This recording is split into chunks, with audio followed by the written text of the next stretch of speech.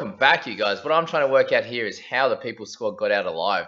We picked up 941 points, which had a set of 14,245, round 7 rank, and could have been a lot worse. We've ended up still being able to sit at a 1,760 rank, which, as I say, could have been a lot worse with how things panned out. And we'll obviously talk through a few of these things now, but thank goodness we're sitting with 25 trades and 114k in the bank, and we did only make the one trade this week, and that actually worked in our favour. We did pick up Tommy Trbojevic, which was great, and he picked up 75. But in a team where you have, you're playing Fui, Stefano didn't play as well. You got Teddy with 6, who's meant to be a 60-point player, and you've got obviously Dane Laurie with 17, but O'Sullivan didn't even play. You're holding Momorowski, Harris didn't play, and Pappenhausen, and still come out of it okay with a 941. I think we can take that and obviously lick our wounds and get back out there and try again. But yeah, what a full-on week it was. So I know for a lot of teams that this team especially copped it, and I know a lot of others have very similar makeup of players, and it'll be interesting to see what happens this following week. Hopefully, you imagine Tohu Harris comes back. Be interesting to see what happens with O'Sullivan, and he may be a trade out at this point if he's not going to be coming back, and they don't play round 13. There's a few things that have causing us some issues there.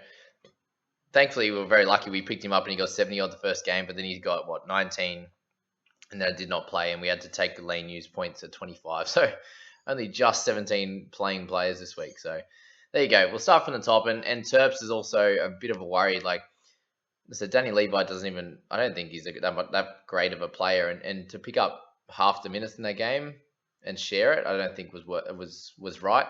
But we'll have to see what happens with the teams list this week. And if Turpin is named on the bench or Levi's still there, you'd imagine that the minutes would be fairly well shared again, which is probably a fair bit of an issue again. And he could end up being a possible trade out, which is not great because he does play round 13 and it would be nice to have him there. So, yeah, it depends how big the issues are in this squad and if we were looking to trade a Fui or something like that. But as I said, I've been a little bit unlucky lately, unfortunately. But moving on, we got Crichton with 61, so we're really happy with his output this week after a slower, lower week last week.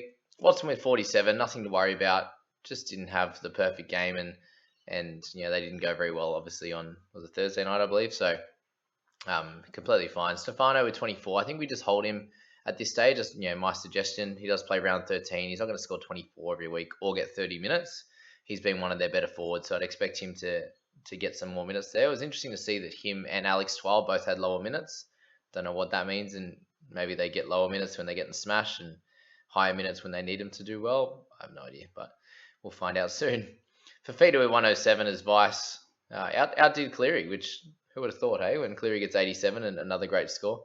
But well done to him, and obviously had to play Fui with all the injuries we got and suspensions there. So the 30 will cop, but yeah, it depends if we want to keep him going long term. He's not really going to lose a lot of cash if he's scoring between 30 and 40 every week, so we can hold him if we need to.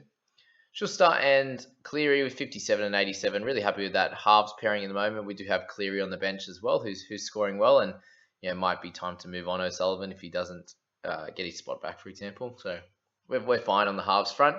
In the centres, Averillo keeps doing it. He's at 431k now. Can't believe it. So good, but just scoring well. There's not much more we can say. He's actually playing like a lot of the halves are in this game. With the halves are scoring fairly well. So well done to him.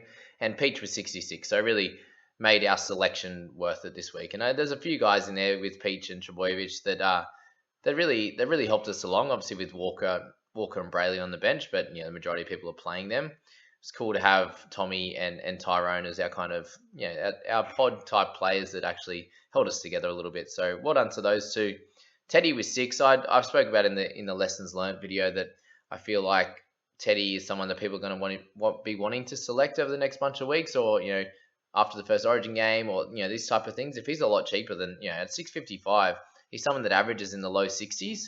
So he's 150k undervalued at this stage, and it's good to see that for his sake anyway, that the Roosters were pretty clinical on the weekend and played much better than I guess what they have over the last few weeks. So that's good signs for his output going forward. But the worry will be what happens next week if he's not playing. We may have to bring in a fullback, unfortunately, when we've got Pap out, Momorowski, O'Sullivan. We don't really have any cover in that position at the moment, so that could be where we improve, unfortunately. Who comes out is another question. So with Dane Laurie was 17 again. I think you can keep playing him. I think it's just a one-off game there. He's been fairly well consistent over the first bunch of weeks, but yeah. And then we come on to the interchange side. Obviously, got 4 players that didn't play, and then Walker Brayley were amazing. Simpkin, you're really happy with, was 41, and Spencer with 25. Also, what we expect of him at the moment with getting 17, 20 minutes, whatever it is. So he's someone that I think is probably lower down the totem pole of needing to trade this week with all the issues that we've got. And it's been unfortunate that there are that many, and that's when people start to really start rage trading, and they go, oh, there's 4 blokes out. I'll get rid of the bloke that's a genuine keeper, and he might be out for 2 more weeks. But it's like, just they're the ones you got to hold. Like O'Sullivan's not a keeper, so he's probably one that we can move on. And maybe it is this week that we pick up a Reece Walsh, or there's options there. Toe should be back, and then it's like, do we hold Mom and Pap this whole for the rest of the way? Mom will have 2 more games out. It looks like Pat might be out for a couple of extra games as well, which is a bit annoying, but is what it is. So that's the people squad, guys. As I said, 25 trades remaining, 114k in the bank. So we could utilize this week, and could be an O'Sullivan and a Turpin out this week, and we'd be able to get like a Walsh and then go up to a big dog gun.